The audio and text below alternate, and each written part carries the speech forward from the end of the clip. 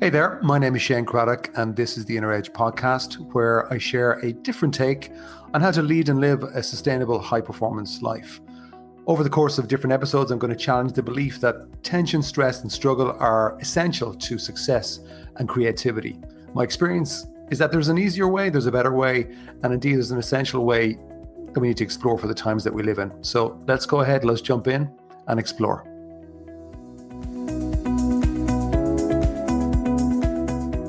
Hi there, welcome to the Inner Edge with myself, Shane Craddock. Welcome to a special episode on the Inner Edge. If you've been following me since we began this journey of sharing audios, you'll know that every now and again, I will just pick somebody that I find very interesting and do an interview with them. So I've done different interviews over the last 2 years with a few different types of people. And today's person, it's an interview with Fiona Brennan. Very interesting person, very interesting expertise. And I think if you're interested in, the subject really is about sleep, but it goes well beyond that as we get into a bit of her journey and her expertise. It's about reducing anxiety. It's also really about being able to step up, be more at your best and to feel more power. And she kind of explains her own angle on power, which is very similar to myself in terms of how I'd see it. And I've interviewed somebody before about sleep, Tom Coleman, and that went down very well. And I just thought, you know what? Fiona just brought out a new book called Sleep Well. It's on the bestseller list in Ireland. It's doing very well. And she's a very respected person. And I just thought, let's have her in to share her angle on sleep. And this interview that follows here, it's a little bit longer than I had probably originally intended. But actually, there was so much in it, I thought, let's just keep it all in. And if you're interested again in this kind of subject matter and certainly just feeling better about yourself, there's some very interesting stuff here. Fiona is the CEO of her company, which is called The Positive Habit, which also that name is based on her first book, The Positive Habit, which is a really good book. She has a thriving private clinic and she's a clinical hypnotherapist. She's a 2-time best-selling author and she's also a speaker, an inspirational speaker and a program runner of different things for different businesses and also for private individuals. She's a regular contributor to Irish media. And also, I didn't know this until recently, but she also trained under Eckhart Tolle, the famous teacher of the book, The Power of Now. And she trained under him as a teacher of presence. And her mission, she says, is to help as many people as possible to sleep well, release anxiety, and to feel powerful. And that is what she kind of gets into over the course of, I suppose, maybe about 50 minutes of an interview. So let's just get into it. And at the end, I'll loop back with a couple of thoughts on what struck me from the conversation with Fiona. So I hope you enjoy it. Let's get into it. Okay, Fiona Brennan, welcome to the Inner Edge. Thank you, Shane Craddock. I am thrilled to be here. Thank you so much. Yeah, well, it's great to have you here, and it's great to have you so close after the launch of your book, which nobody's going to see because this is on audio, but I'm holding up your book, Sleep Well, and you got into the bestseller list at a very high level, up to number 2. Probably should have been number 1, as we discussed, maybe. But it's fantastic, and you've got great coverage. But more than that, actually, it's a book that is going to make a big difference to people's lives. I've been enjoying it. I've gotten some really useful information out of it. So thank you and well done. Before we get into the book, though, just to kind of as a way of maybe introducing you to the people listening to my podcast, and obviously this is called The Inner Edge, and we kind of take a look at the inner side to leadership and life. And now, obviously, your well-being is key to that, and there's many angles to your well-being, which you explain very well in the book. Sleep is very much a key cornerstone at all of that. But for you, I'm just curious, how do you describe what you do in general in terms of your work and your business? I help people to sleep peacefully, to sleep well, to release anxiety, and to feel powerful.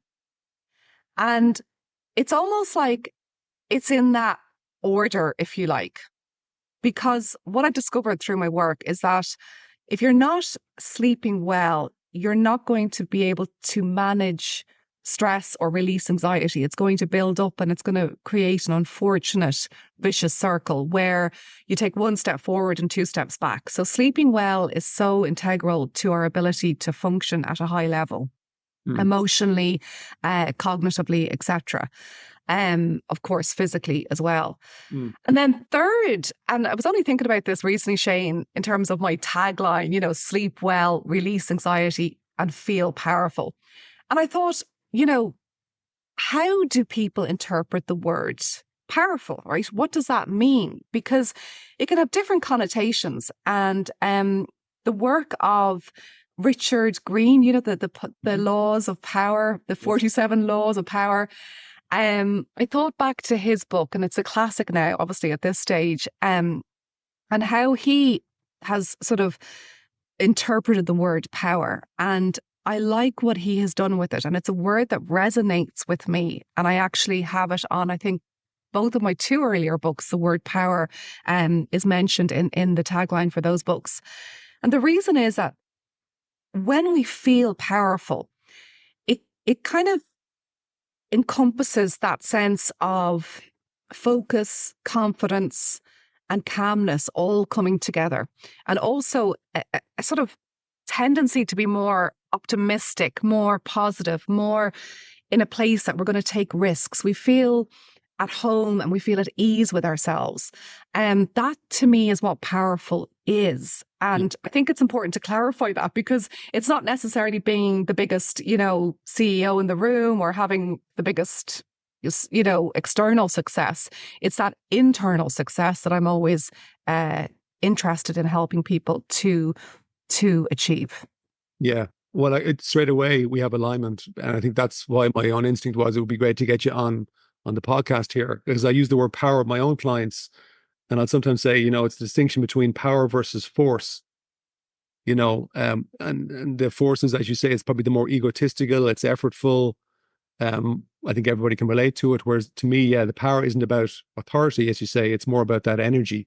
And that energy brings, as you say, all those things, hope, optimism, all the stuff that we need to really be effective in life and actually just to enjoy life. Okay, how did you get into what you do? Like, what's the backstory here? What's as the Americans? Oh, shame. It was my backstory. My goodness. Well, I spent a decade in the world of performance as an actor. Okay, Yes. Now, this definitely taught me grit, right? rejection ability, yeah. Absolutely. Huge amount of rejection. In fact, rejection was, you know, what I ate for breakfast, dinner, and lunch, basically. And I even back then, you know, it's over. It's about 13 years ago now. I said, no, it's more. It was 2007 was the last stage play that I did. Okay, what was that? It's rather ironic. It was called Look Back in Anger. Oh, very Was the good. name. It's a very depressing kitchen sink drama from the 1960s where everyone's just so good. It's like EastEnders on stage. It was awful. It was actually it was a complete sellout success, but it was quite grim. And I was quite ironically drawn to these type of plays where there was a lot of angst and strife. And I think unconsciously what I was doing is really trying to release a lot of my own psychological issues through the characters. And it was never very satisfying because it was messy. You know, when you're taking on another character, like there's a lot that's going on in your own subconscious that can be quite confusing. Um, and there's not a lot of education around this, to be honest, for actors, certainly not back then. So I really had an epiphany, if you like, on stage where I realized I didn't want to do it anymore. And I was in the middle of the performance of a successful sellout show. And in the middle, halfway through this run, I said to myself, I don't want to do it. And it's almost like falling out of love with a person because I was so dedicated. I'm a very tenacious person and very entrepreneurial. So, you know, I'd set up my own theatre company. When there wasn't work, I created work. I was always like doing something to make things happen, to feel powerful, and to take some of that control back, to take some of that rejection back, if you like, and somehow create something positive out of it. Mm. So it was like falling out of love with someone, like on your honeymoon. Right. What do you do? Yeah. So It's it like, was quite, whoops. Yeah. yeah, right there on the stage. And it's one of those moments where I just had such clarity. Such clarity. I do not want to do this anymore. Once this is over, I'm done. And not at a time where I was at my worst in terms of looking for work or trying to find work, but at a time where it was probably at its most successful is when I decided Mm. I don't want to do this anymore. And really now, I suppose I understand the reason for that was that I wasn't helping, first of all, myself, but also the characters. I was always hoping that the characters would somehow, you know, Balls. yeah, like evolve and get better, if you like, because they were very complex psychological characters going through a lot of drama and stress. And that is what a lot of theatre is. It's, you don't go to the theatre to see people being happy and everything going smoothly. So I wanted to make a difference. I wanted to make an impact. I didn't know that. I didn't know how. I didn't know what. But I knew I wanted to do something that was going to make a significant difference in some way to help people. And that training, to be honest, Shane, it's been hugely beneficial. Like the skills that you can take from one career to another are incredible. You know, First of all, on a practical level, the performance skills. Now in my job, I do a lot of public speaking, I do a lot of podcasts, a lot of interviews, etc. The ability to communicate. So that has been very, very helpful. And second of all, it's also as a therapist, as working with clients one to one, it's that ability to be so motivated to understand why a person is behaving the way they are, to get into the root of it and to understand what is this, where does this come from? Why are they struggling in this way? And what can I do to help alleviate that? So I've managed to take, I'm quite very empathetic, and I've managed to take that into a place that is very proactive. So I really love my work. I think we share that, Shane, and that's why when we meet, we just love to chat to one another because we share that same Mm. absolute, I think, conviction of what we're doing, and also the love and the joy of doing what we're doing, and seeing people transform literally in front of you. It's like, that's incredible. Like, what an honor. So, yeah, well, there's so many questions about what you just shared there, which actually I didn't know, and I find it that we've actually got more alignment than I thought then in terms of, but I'll tell you some other time, right? Oh my goodness. In terms of theatre land, but Okay. um, I what struck me as you were talking was that there's going to be some people listening to this who are actually, I think, maybe at a potential turning point. And I didn't plan to talk about this, but I think it's relevant to what's coming in. Is that because it's very relevant in today's world where sometimes people go, they get this moment, they go, oh, do you know what? I want to change. But then the mind can kind of come in and get confused and go, yeah, but what are we going to do? And we got to, we got to pay the bills, or I know this, I don't know what else to do. Where am I going to go? And it's stepping into the unknown, which actually is part of Theatreland is, jumping into the unknown a lot of the time. So I get that about the skill set. So how did you go from there then? What happened in terms of your journey to go from there into the next bit of the puzzle, which has led you to here? Like, tell me that bit.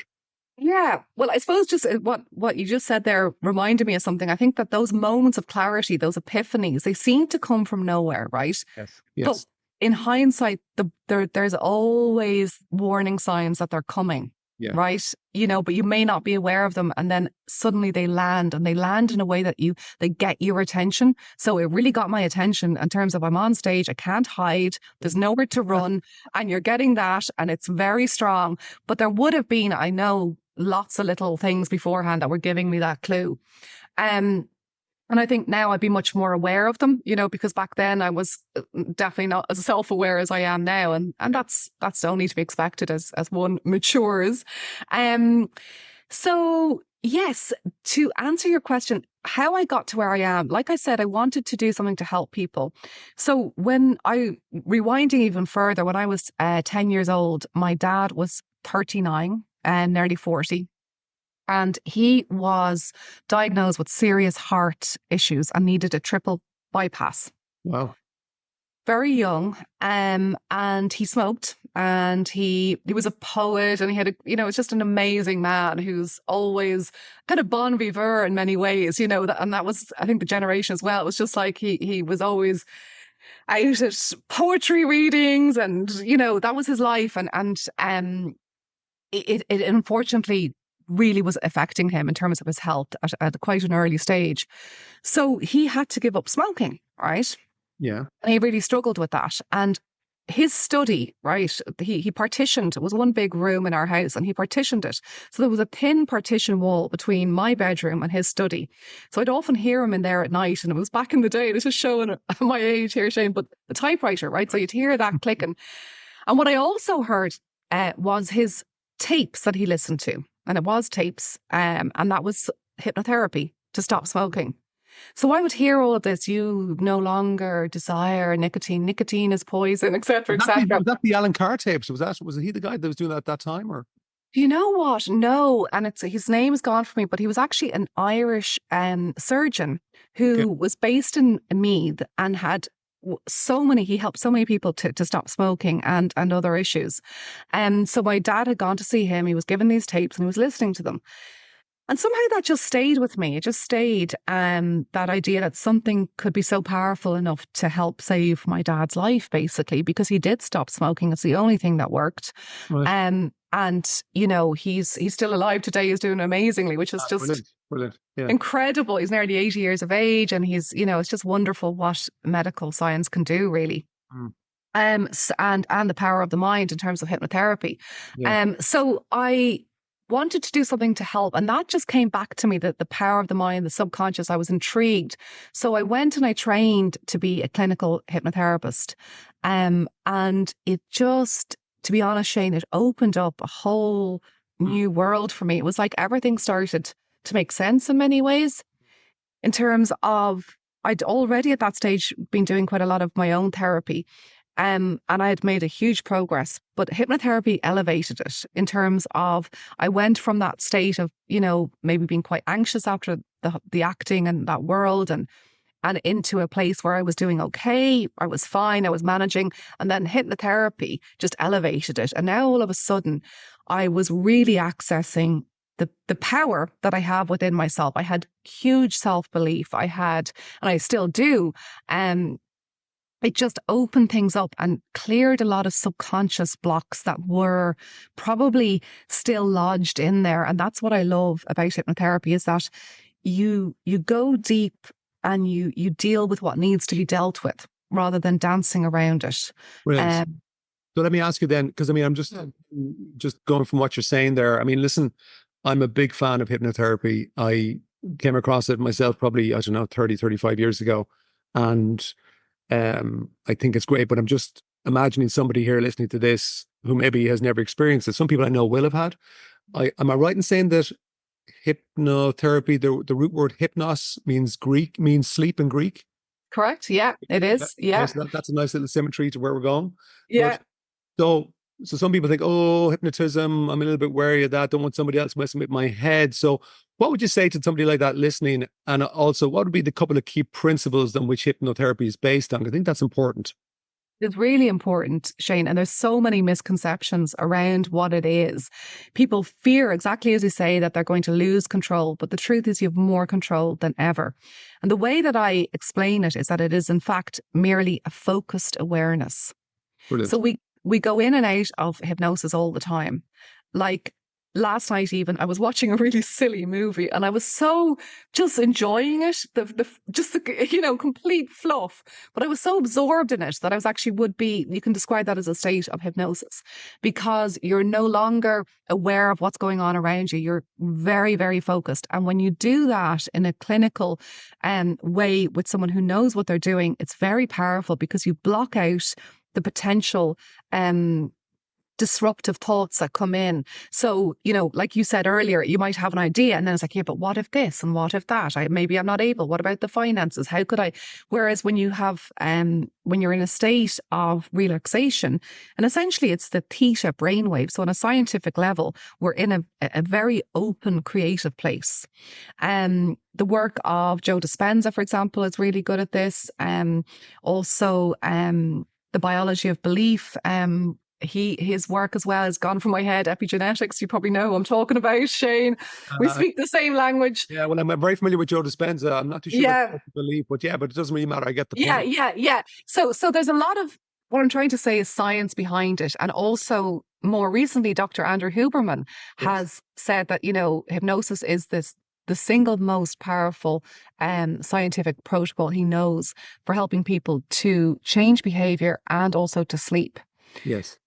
So, I suppose it's like there is a certain tentativeness when I say I'm a clinical hypnotherapist because, like you say, there's that immediate ooh, for people who don't know. But if you've ever done a really deep guided meditation, it really isn't any different. Using the Exactly. imagination. Yeah. I think that's an important distinction actually, because people will get confused with words in terms of what they associate with the words, and hypnotism has got all sorts of association with it for whatever reason. I remember talking to a pretty well-known hypnotist and joking with him because he realized I had a big passion about the mind, and I was very familiar with hypnosis, and I experimented with myself. And I used to joke with him and say, look, part of your thing is you send people to sleep in a way, into a trance. I said, my job is to get them out of the trance. Yeah. That's what you're doing actually, is you're helping people to, I love that phrase, by the way, focused awareness. So you're making them aware, more aware really of, oh, there's a lot going on in here. And if I can just bring my attention more into kind of a centralized space where it's free of that disruptive thinking, the better version of themselves comes out. And actually it also brings in the opportunity of what you said earlier on, that moment of clarity. Because when you were on the stage, Yes. you're very focused and present, and Yes. you allow your unconscious mind to deliver. As you say, it was hanging around for a while, but in that moment it went, oh, let's give it to her here, because she's not really distracted, she's focused, so let's give it to her. Yeah, that's a very good point. Exactly. Yeah. So the more we access that, the more we actually get clear messages of what's right for us and what's wrong for us in terms of living by our values as opposed to what we think we should be doing, as opposed to being unconscious. Unfortunately, many people live unconsciously in that conditioned state where they're just going from, Yeah. you know, reactivity to what they think they should be doing based on what their peers are doing or what their family expect of them, etc. And it is a way of waking you up to the potential that you have, and to soften the doubt. So many people have huge self-doubt, and the most unlikely people. I've worked with so many Yeah. people who are hugely successful in that external world, but internally they will question and doubt themselves to the point that is, to be honest, I find it heartbreaking. Yeah. I find it's just Yeah. so unnecessary and unfortunate, and can be shifted. And that's the good news, is that when a person is willing to, I- you know, to do that work, to actually explore what's going on. It, Inside. Yeah. yes, exactly. Yeah. Yeah. What is it that they're believing, that they're holding on to, that creates the same pattern of behavior and emotional state? And shifting that is really amazing. It's so important. It's so important. And actually, you're right. That's my experience too. Like, very successful people can very often, you might think on the outside that they've everything sorted, but inside they could be really suffering, and very often are, with different things. I've often thought that it's great for you to say it out loud. That's my experience as well, working with people. And I just think the more people who know that, in a way, actually, it helps people go, oh, Yeah. look, I'm look, not, it's look. not, it's not just me. I'm not alone. Yeah, exactly. Yeah. Which is actually something. Um, okay, so you're kind of, I mean, you mentioned like working with successful people, but who are the kind of people that generally you work with? I know you do lots of different Quite things. often, yeah. I mean, I suppose it depends whether it's on a one-to-one basis. I hold retreats, I do online trainings, I do corporate talk. So there's lots of different types of people that I access in terms of the services. Yeah. But what I suppose, like, one of the things, for example, let's say somebody's booked one of my retreats and I have a questionnaire, right? And I want to just get an idea of this person. But the one question I don't ask is, what do you do? I'm not interested in your job. Mm, Right? And very good.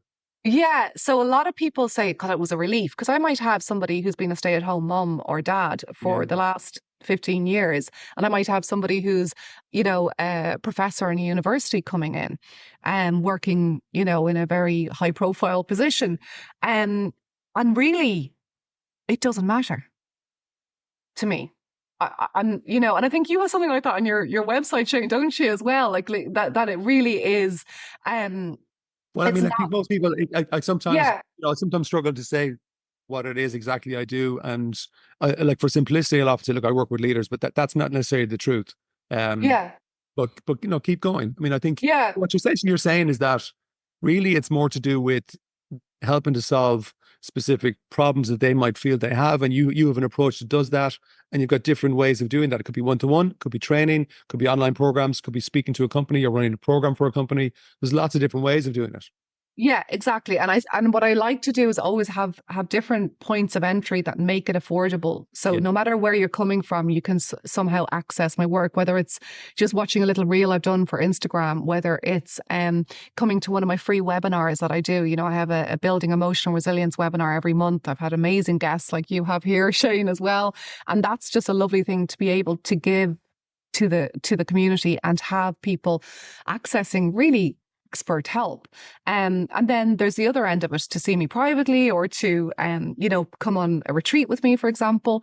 So essentially it's really about creating a space. I think the most important thing when you're working with people individually in any of those different contexts is that there is a feeling of safety, yeah, so that and the trust. Yeah, yeah, yeah, without that you're going to go nowhere yeah. fast. So then it's the skill. I think our work is so important in terms of, and really any profession, in the sense of when you're working with different people, is how do you connect to that person in a way that will help them to feel safe in your company, to trust you, and to be able to make progress together. That's fundamental.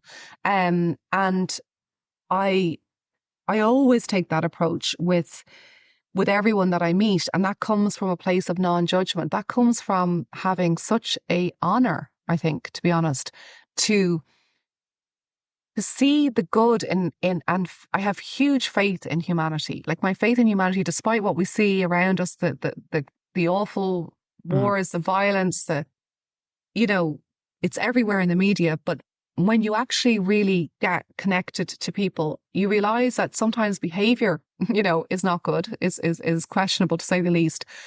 But 99.9% of people have a heart that is good and is worthy of love and of making that progress for themselves, of being able to communicate as authentically as they can without a sense of being judged or being held back. And it's providing space for people to do that.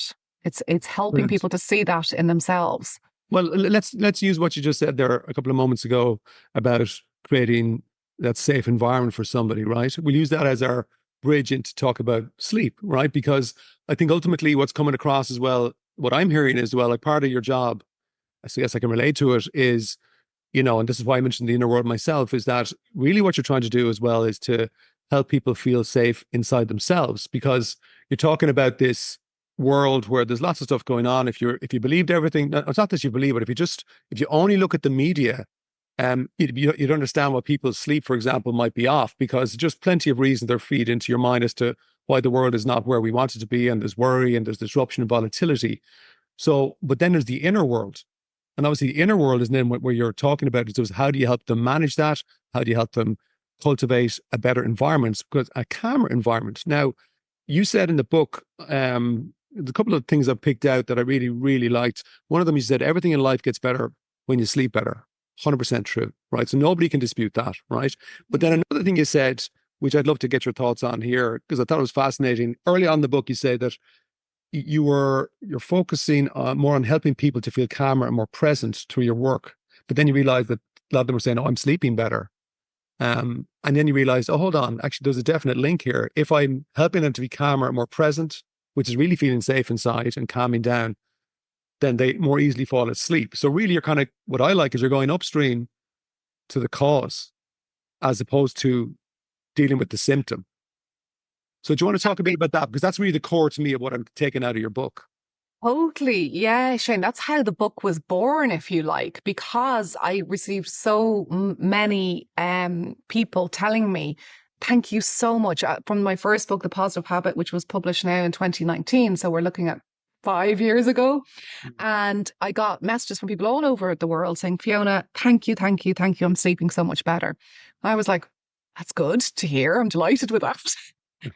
But my intention was to help you feel calmer, more confident, more positive, more at ease, etc., more safe. And what happened is that it's like this sort of, yeah, it's like this sort of perk, if you like, of feeling calmer and safer, etc., is that you sleep better. Yes. Okay, and when you're sleeping better, so it's this kind of positive Like, circle, if you like. Yeah, cycle. Yeah. So I needed to break that down, and that's why this book, to be honest, like it has been my most challenging to write. Like it's easy to read. It was an absolute head melt to write, right? why, And why is it so tough? because sleep is very complex scientifically Yeah. and psychologically. Yeah. Okay. So I took a very complex subject rather naively because I said to the publisher, I'll have this out in 3 or 4 months. I said, it's fine. I know where I'm going with this. It literally, I was tearing my hair out. Now, the good thing is, Shane, I didn't lose any sleep, right? Which is amazing. My sleep has actually really, really like incredibly improved throughout the journey. Okay. But I did find it very difficult. I found it very, very difficult. I understand now why that is. I didn't know why that was at the time because I thought, I should, and I'm doing quotation mark, I should be more able to do this. It's my third book. I should have more, but really it was the subject matter. It's a Yeah. complex subject. And what I'm really proud of, and I think that the book is going to go very far, is because I've taken such a complex subject and simplified it. And Mm. when somebody can do that, it's worth a lot because Mm. all of a sudden now there's a book that is actually very practical. It's guided. There's the hypnotherapy audios that are actually helping people to sleep, but also at the same time programming their subconscious to feel safer, to feel calmer. So we've got that beautiful cycle again happening. Um, Unconsciously and unintentionally. So it's a win-win approach. You're sleeping better, but at the same time, your subconscious is being fed with these very positive, reassuring suggestions that help you to really optimize both your sleep and your life. So Well, that's before we get into some of that, because like the book, to be fair to you, I mean, you've done a really good job at exactly what you said in terms of simplifying the complicated, because I know I'm very interested in all that research too. And sometimes you get conflicting research, you get different opinions, and then you're trying to figure out, hang on now, what's the way forwards here? But yeah. let's just take a step back. Like in terms of the health of sleep in general, right? What's the state of people's sleep in terms of what are you seeing where it's at? I mean, I know obviously you've written a book because I'm guessing because you think actually this is a problem. But It's a huge problem. how bad is it? And what is the main cause of that problem? Catastrophic. And most people don't realize how bad it is because they're so used to sleeping badly. It's become kind of resigned to it and not even probably aware of it. They're Yeah. not aware that they just think it's normal to be sleep deprived. Yeah. And globally, the statistic is 63% of the world are sleep deprived. Wow. So it's huge. And it's also something, like I said, that is complicated in terms of people's relationship to sleep because people will know this, right? They kind of know because Yeah. even they can recall being a child and having a much smoother relationship with sleep. A lot of people, children will just drop off when Yeah. they want to drop off. They're not fighting it. They're not, they might not sleep when their parents want them to sleep, but they do sleep when they want to sleep, right? Yeah. And it gets complicated for people as they mature. And essentially, There's a kind of fear, there's so much fear around it, and this is known as somniphobia. So it's the anxiety around sleep itself, which can form into a very unfortunate circle where people will dread going to bed, where they'll start to have negative associations towards it, where they're using medication or alcohol to kind of knock themselves out and hope that. And, there's no judgment here. There's, in fact, all there is here is a huge amount of compassion because that person is doing their best in that situation and they're struggling and they do need help. And what I've done is like really trying to find a way to help them that is realistic, that is actually attainable for most people. There's 8 lifestyle habits. No one's going to get this perfectly. I wouldn't want somebody to get this perfectly. But what I do encourage is that it can be tweaked. And what I do offer is a pathway. And that's what Dermot Whelan, who wrote the foreword, Mm. he said, that it's essentially like a map. It guides you. Mm. And a testimony from him is that he was, at the beginning of the year, he was doing a hike in Kilimanjaro. And he, everyone around him was saying, oh my God, like we're sleeping on tents on the rocky, uncomfortable ground and just the early starts. And, everyone was complaining about the sleep. And Dermot would smugly go off to his tent with my little voice. So I'm often joke and say that I slept with Dermot every night outside of Kilimanjaro. But he said he knew he had what I talk about, which is sleep faith. And that is the faith that he was going to sleep. He had confidence in his sleep because he was doing something proactively about it, right? Yeah. He was actually taking charge of it. And then he had my lovely voice to guide him every night into that lovely deep place. So you start to develop a very positive, strong relationship with it, where Yeah. that doubt is removed. It's really interesting, Shane, because even the good sleepers, again, I got my quotes there because good sleepers can always be improved. If you think you're a good sleeper, you can always improve it. But good sleepers will say, yeah, I am, touch wood. Right, God, yeah, hopefully now nothing, yeah, no, I do sleep well. Oh, thank God. Oh, thank God. As if it's something that's out of their control. Yeah. Yeah. As Yeah. if it's something that we don't actually manage ourselves. That's the beauty of sleep, is that you can take back control of it. It doesn't control you. You are in charge of it. And as a result, when you provide all the ingredients that it needs, or as many as you possibly can, despite the challenges, and there are huge challenges to sleep, what you're doing is you're providing a place where sleep will come to you. Okay, Yes. so that's It's more natural. It's more like I hear what you're saying, and actually I should say, because you mentioned there about the audio with Dermot, that's one of the things I've already listened to a few of them, and I think they're great.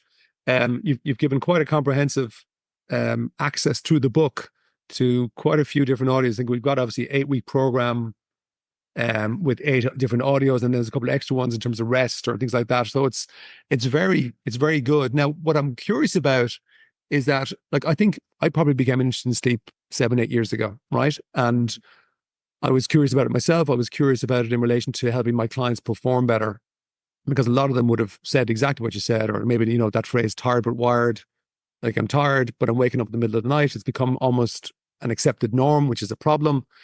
But what I'm curious about is, because again, something else you said in the book, and I'm very interested in this, is that you said, regardless of any of the challenges you might have, one of the main hurdles to sleep is an overactive mind. So stepping away from the sleep phobia or the fear of sleep, people's business of mind seems to be, I mean, I see it as a massive problem in terms of performance, clarity, enjoyment. But now you're linking it again into sleep, which makes total sense to me, right? So just say a bit about that. Like, what's the issue with the overactive mind and potential solutions during the day? okay. So my analogy I have a couple of analogies, but I think I'll use this one. So I want you to imagine that there's a calm sea, right? And this is your mind. Okay. So that seems like a good place to go to sleep, doesn't it? That the sea is calm and everything is smooth and soft and safe. And then I want you to imagine like a thought, let's say about maybe the meeting tomorrow or something that you should have done, or did you remember to pick up that and you said you would and you better do it, and right? So these are now little ripples coming along, right? Mm-hmm. And what happens is that when these thoughts and and particularly emotions, right? The emotions that the thoughts create and the emotions that are created by the thoughts start to kind of take a momentum. But we're getting now is more waves. We're getting waves, right? Yeah. And that person is now very busy. They're on their phone. They're checking this. They're checking that. They're picking up the kids from swimming. They're doing all the different things. They're at a meet, the waves are there, but the person is unaware of them. Okay. So it's getting bigger and bigger and bigger. You get into bed. Okay. You turn off the lights, and guess what? A tsunami comes. An I shouldn't be absolute. laughing, but yeah, no, brilliant. Yeah. So there's now a tsunami of absolute thoughts, emotions, etc., that have been unprocessed and ignored during the day because the person has been so distracted. And you're expecting yourself to sleep with a wave like that is just very difficult to manage.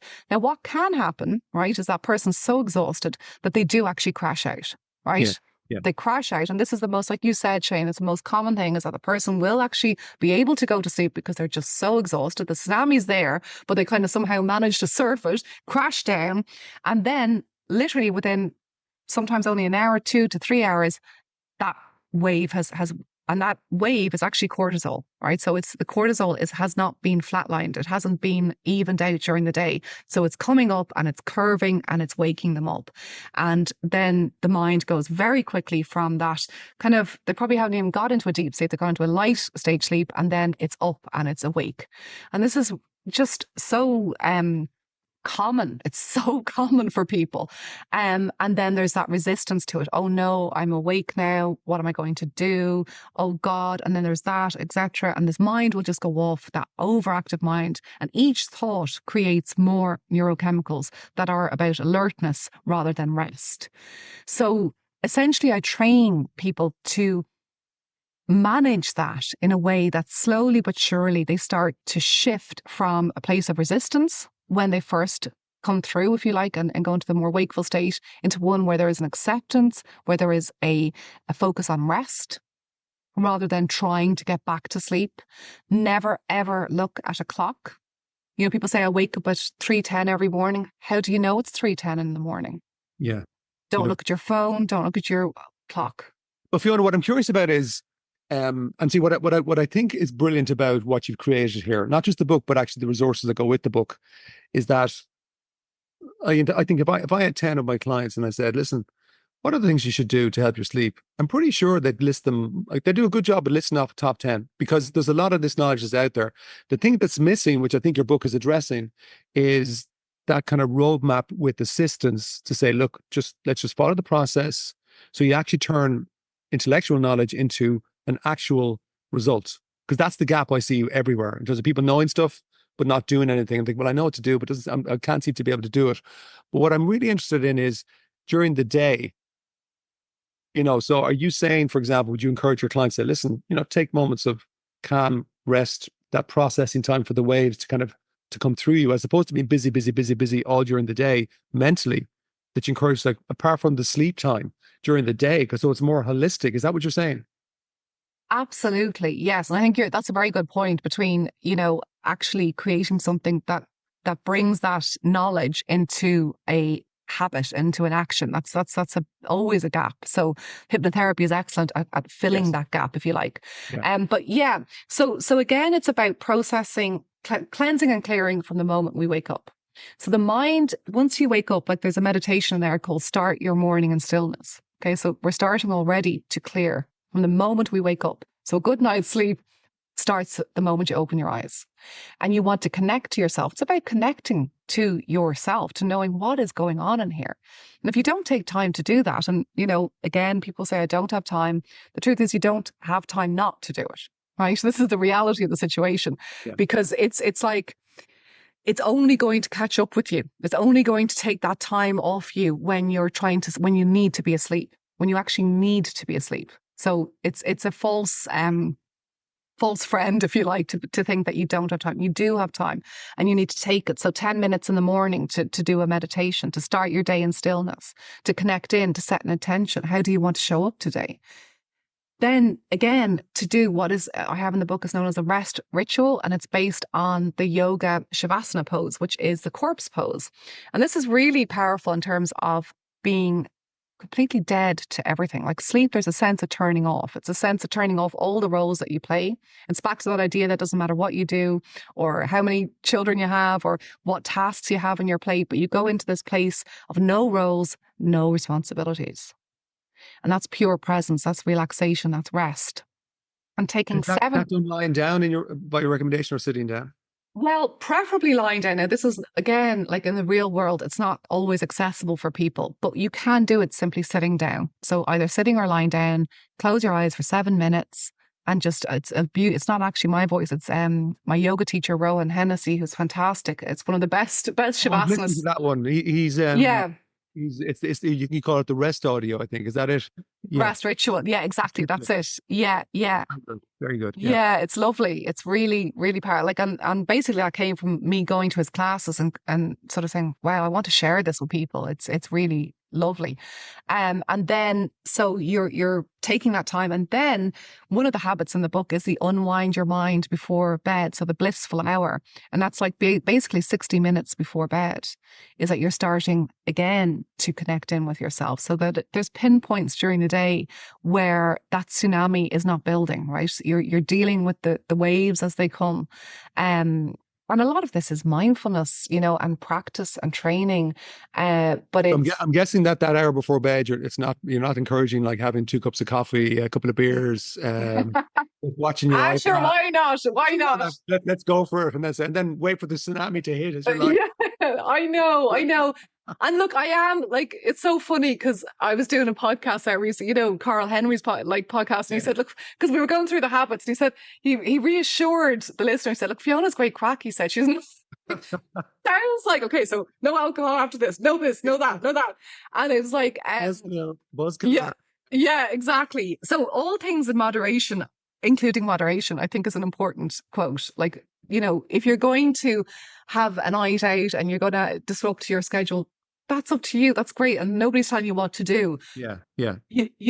but then it's like, okay, get back as soon as you can. And that's the real skill is like with routine is that you get back into it as soon as you can. Once you break it, go back to it. That's it.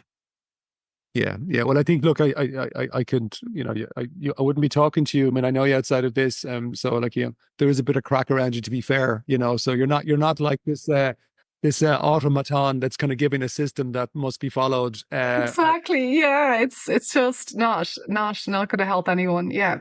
What do you think? I mean, because one of the things that I suppose I use the word, I guess at times with clients, I use the word intention. Certainly in terms of helping direct the compass in terms of what they're trying to create with their business, with their work, with their lives, with their relationships. There's lots of words you can use around intention. Intention also is a word that sometimes I think is misinterpreted, but it's become increasingly popular. But in relation to sleep, I'm just curious about your thoughts. How important, or is it in relation to sleep, intention? Very important. I'm interested. Can I ask you a question? Just what you said, that the word is often misinterpreted. How is it misinterpreted as a word? I'm interested. No, you're not allowed to ask me questions. What's this about? I go on. No, I'd see, to me, intention is a very powerful thing. I think, I've learned from my own life from working with, like, I've been lucky, maybe like yourself, I've worked with very successful people. I'll often sometimes learn a lot from them, in terms of how they operate. And you'd always see with the best in any field, whether it's sport or business, or just even people who are really good at relationships, you'll see that they'll have this unconscious habit of, they have a very clear intention, which could be like a picture in their mind, or just the way they talk to themselves about something or someone. And that is really the determining factor I see in terms of what happens. So where I sometimes think it's misunderstood is that if you maybe, I don't know, but maybe if you're kind of going into the law of attraction area where you think, well, I just set the intention, oh, it's just going to happen. And I just think that, to me, I'm not completely bought into that. I do think there's an energy to the world. I think that, I do believe what you put out, you get back. And even if you look at things like quantum physics, there's a lot of stuff happening in that side of science that is backing up a lot of the energy philosophy that might be perceived to be just in the self-help spiritual world. So science and spirituality are kind of starting to kind of overlap and come together. So that's all I mean by that in terms of intention can be seen as a little bit fluffy. So, if Okay. I'm talking to, like words are important in my all the time. Like as you know, I'm a writer, um, and I love words. I also realize that, like for example, if I use the word well-being with the CEO, I don't always get the best response.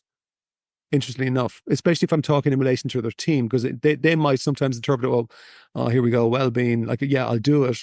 But it's more, I don't want to go too far with this because people will start reducing their productivity. Whereas if I talk about power, same thing, right? To you and me. If I talk Hmm. about power, they go, oh, yeah, yeah, I want to bring more power into your workforce. And we're going to do it a certain way. My approach might be the exact same. So again, so words can sometimes they'll mean different things to different people, especially what I find is with leaders. So I do use the word intention increasingly with leaders, but I'll often guess this, well, hold on now, is this airy fairy stuff? As opposed to you could say, if you say, well, look, let's talk about goals. Oh, yeah, okay, that's fine. I understand that world. But to me, there is a difference in intention between an intention and a It goal. really is. Yeah. And I love that, Shane, in terms of like, setting the intention is one thing, right? But having the proactive ability to make it happen is another, right? And the two actually, to my mind, are what are the most powerful, to use that word again.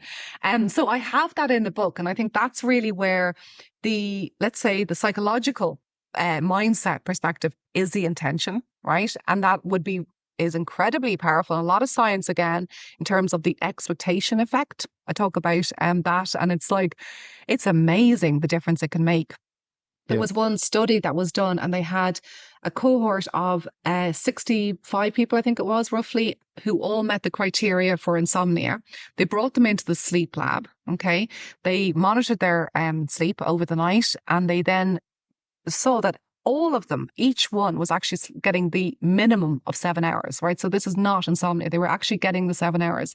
They took half of the group and they told them the good news, you're actually getting a lot more sleep than you think you are, right? You've got the 7 hours minimum. And they told the other half sham evidence and they said, you're right, your sleep is awful. I don't know what we can do for you. It's terrible, right? So what they did, and this is where the expectation effect comes in, is that the first cohort were actually reported feeling a lot better that day. They were like, oh, I have more energy than I usually do. And, they were given a test at the end of the day. And the first cohort performed well on that. And the second cohort said, no, I've been exhausted all day. I'm irritable. And they performed worse in a very simple cognitive test. So this is the expectation effect, right? So that's intention. It's saying, I am a good sleeper. I am capable of sleep. It is my intention to sleep well, because Brilliant. many people do the opposite, right? Yeah. So that's the intention. But like you say, you've got to have an intention, but you've got to back it up.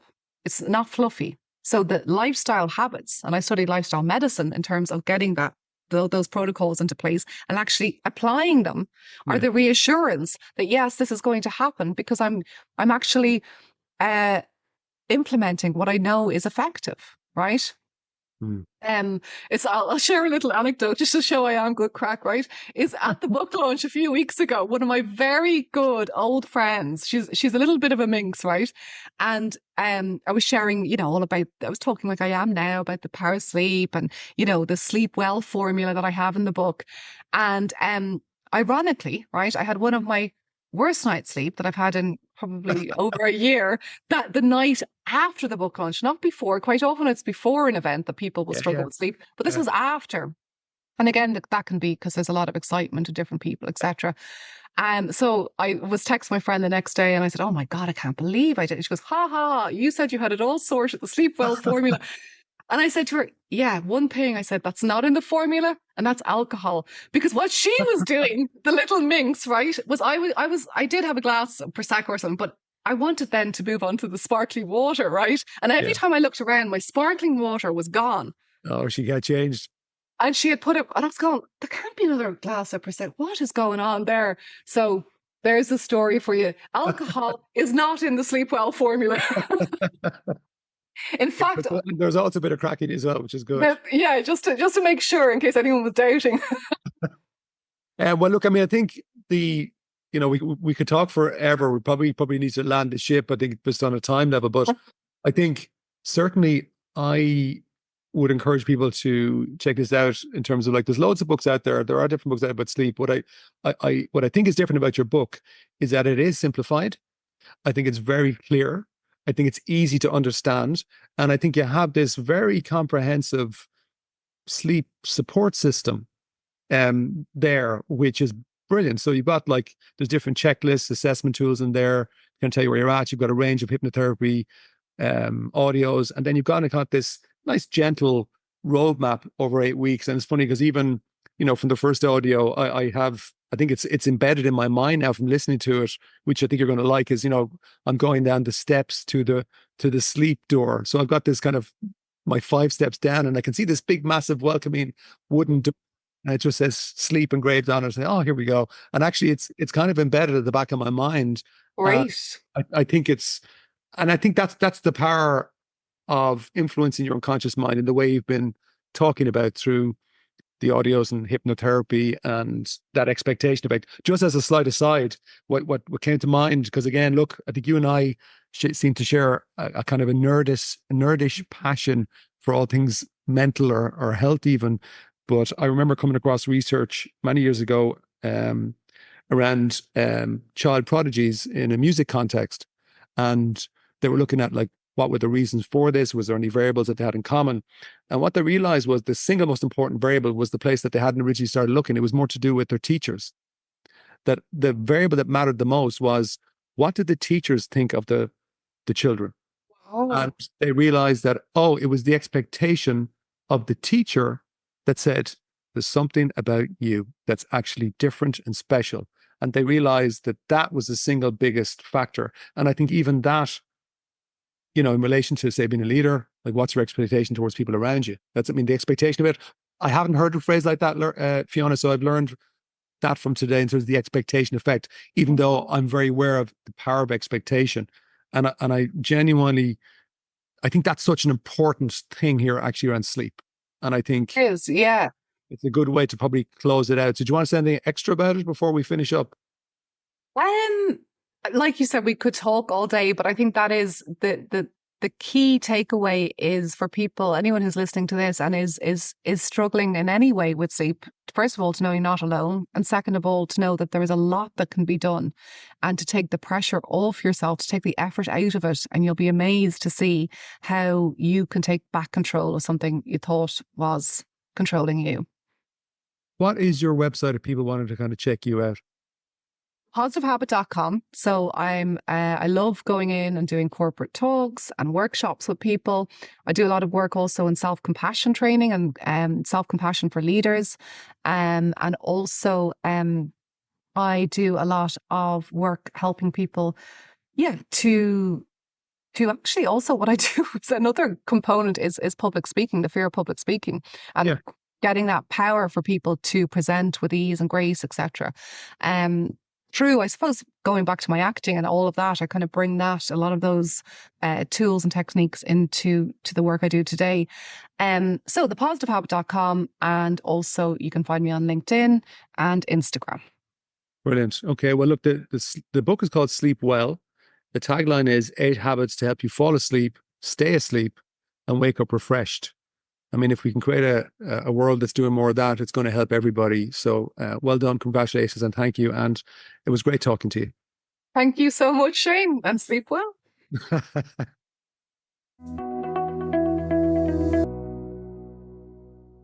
Okay. So I hope you got some plenty of food for thought there, because certainly for me, I found it very interesting. I just thought I'd share 3 things that really struck a chord with me during that conversation. The first one was what we call the moment of clarity, where Fiona was talking about that moment when she was on stage as an actress and just had this moment of realization, which was, I need to get out of this career, I need to go in a different direction. And even at the time, didn't know what that was going to be. And here she is, whatever amount of years later, with 2 to 3 best-selling books, a thriving practice in a very different type of career, but again, using similar skill set. And I just think that's a really inspiring lesson to anybody listening here who's perhaps, maybe considering change or maybe looking at reinvention, that you have this capacity as a human to have these moments of clarity. Now, those moments of clarity are actually what I call mind shifts. It's where you kind of get this realization that allows you to kind of have a higher level of clarity, or just that knowing, okay, I'm going to go in this direction. And I think the more you understand your inner world, the more those moments of clarity come. And it's universal. It's built into us.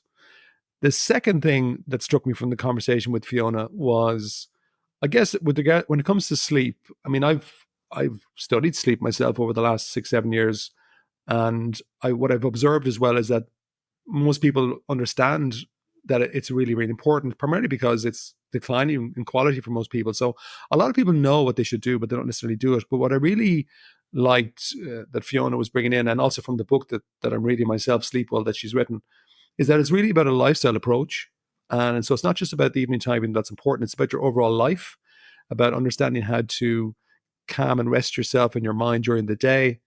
And also, I just think those hypnotherapy audios are really, really valuable, because it just gets at your unconscious mind, which, whether you like it or not, is in there. It is causing all sorts of good things and maybe sometimes not so good things. And then the third thing that came up out of the conversation for me was the expectation effect. And I hope some of you would have really heard that one, because obviously Fiona was talking about in the context of sleep, in terms of like, what are you saying to yourself about sleep? Are you looking forward to it? Have you got positive thoughts about it, positive feelings? Or is your expectation causing anxiety or fear or dread? And it's so subtle you might miss it, but actually it's so important. But that expectation effect comes into everything. And if you're listening to this podcast regularly, you should be able to see the links to the different subjects we talk about, because your expectation comes into leadership. It comes into your sense of happiness. It comes into your ability to motivate other people. It comes into your energy. It comes into you as a parent. It comes into absolutely everything. It's a key element of the inner world that we all have. And I just thought the way that it came in the conversation, for me, I found it quite interesting. So that is it. If you enjoyed the podcast, if you think somebody else might benefit from this, please share it. And also, just a final ask, because it helps. You probably hear people asking this in different podcasts, but it really does help. If you could like, share, or subscribe, if you haven't done those already, or even give a rating, that'd be even better. So that's it for this week. Ciao for now.